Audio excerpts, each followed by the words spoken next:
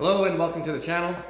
As you can see by the few other posts I have, we have recently picked up a 72 passenger school bus, and today I just wanted to kind of go over some of the items that I brought with me to make sure that I got where I had to go safely.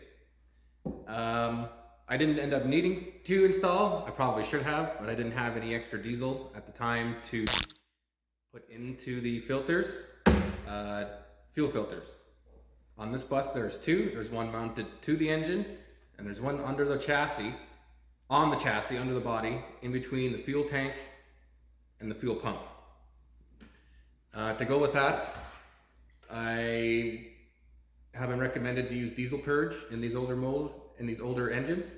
You can put this directly into the secondary, the one on the engine, and that will help clean out your injectors and your injection system. Secondly, I brought an oil filter just in case I didn't bring any oil. I wasn't planning on changing the oil on location where I picked up the bus. I was just at Napa, so I grabbed it. I grabbed these air filters. We have a external, not the external, but this is the outer ring of that fuel air filter, and this is the inner ring. Again, I just got these at Napa.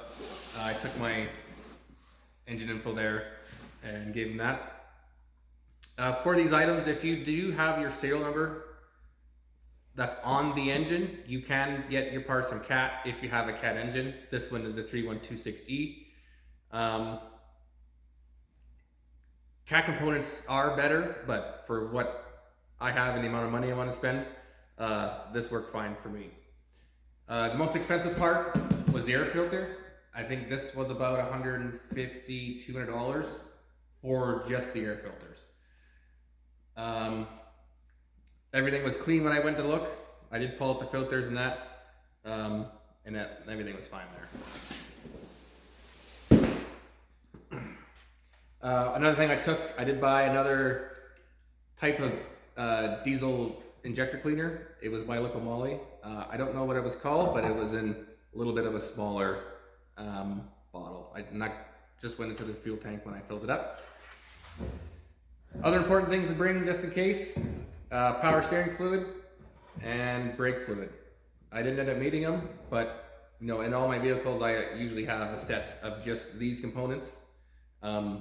Depending on the vehicle, but important that you bring the fuel filters. That plugs up, you're done for. They're pretty easy to clean. They're pretty easy to swap out. Just keep in mind that you want to fill these before you put them on. Otherwise, you're gonna have a hell of a time getting the air out of that system, and you'll be there pumping, and you probably destroy your batteries before you get that done. Something that I didn't bring, but really should have, I regret not bringing them. Proper belts. This particular one has a serpentine. It runs the fan and the alternator. And this is the V-belt, and this is on the power steering pump, I believe. Oh, and the water pump. I did end up blowing up one of these. Actually, there's a little dip in the road here coming up to the farm, and that is very lucky. I'm thankful for that. I brung some wire, 14 gauge, 25 feet of it. I just went and picked this up at Princess Auto. It was like 40 bucks maybe. This is a 4-strand, 4-part wire, just in case. Heat shrinkable terminal connector assortment, just in case any lights failed or some kind of connection somewhere went on it.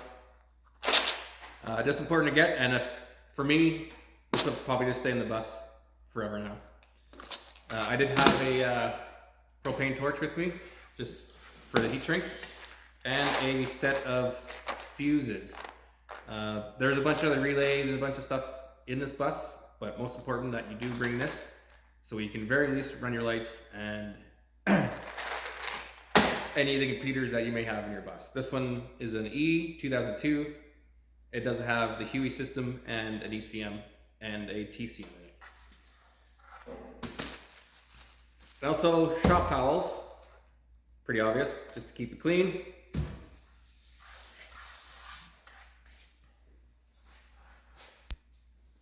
And now let me I'll open up my toolbox here and show you what I brought for tools.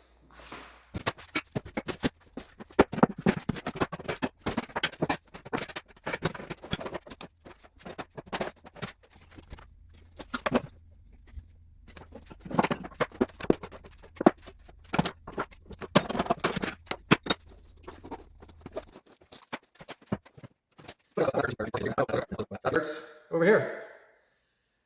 Air compressor, pretty obvious. My fiance Vivian was with me. She was in her Jeep following because this wouldn't have worked otherwise. And she does carry an inverter with her for this.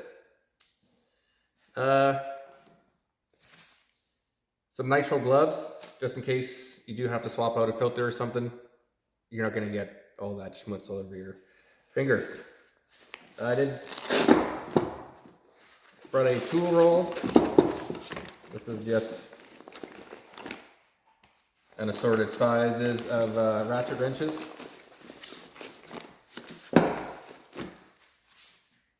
When I went to inspect the vehicle the first time, there was an exhaust leak. That's why you see this stuff here. What I ended up doing was just cutting a tin can. I think it was tomatoes or something, whatever. Took a couple of these and I just wrapped it up with that tin can, cinched down these clamps, and it took care of that leak. It's a temporary fix, very temporary. It's just, it was right underneath the driver's seat and it was so loud. So I just took care of that. Tape, zip ties, just for whatever. You can never go wrong with that. Hose clamps, as I just said. I did bring a little roll of stainless wire in case I didn't have a proper hose clamp. I can get a nice tight wrap on something or wire a window up or mirror, whatever. Super glue, never go wrong. I got this gasket maker, gray high temp. Again, I had it laying around, so I just grabbed it. 5-minute epoxy, because, you know, why not?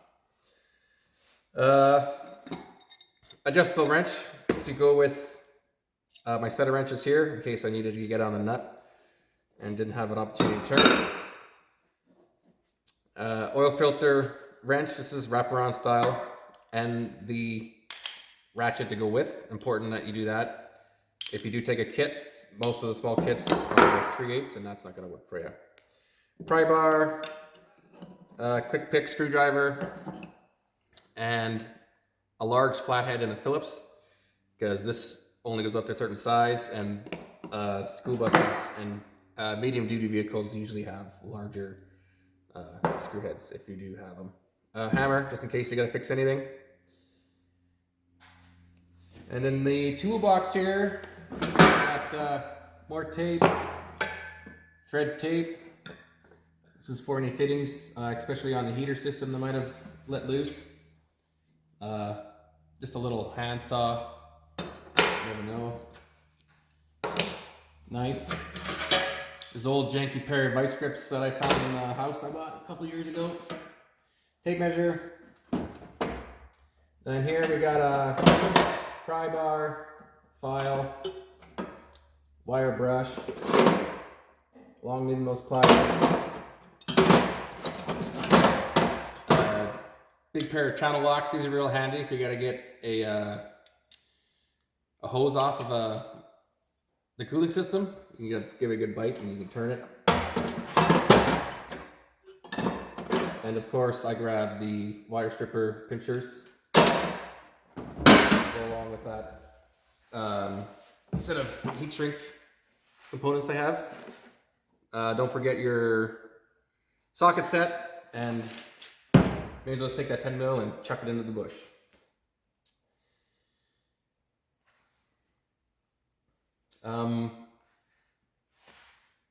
Some items that I did bring for safety. Let me bring it down here. Another pro tip, I found this on a work site one day. This is just a mat for when you're kneeling. I do have a bum knee, so that's a lifesaver. And just in case, bring your high-vis vest, jacket, stripes, whatever, just in case you do end up stranded on the side of the highway and you need to work in your vehicle. These are a lifesaver. And mounted under the seat of this particular bus, it did come with little roadside triangles. And yeah, that's just an overview of the things that I brought with me to go get my bus. Like I said, we did drive 4 hours, and luckily we didn't make it. But skin of our teeth. Yeah, any questions? Leave it in the comments. What you would have done different, what you would have done better, and maybe just leave a story if you have a different experience of a breakdown on the side of the road. Thank you.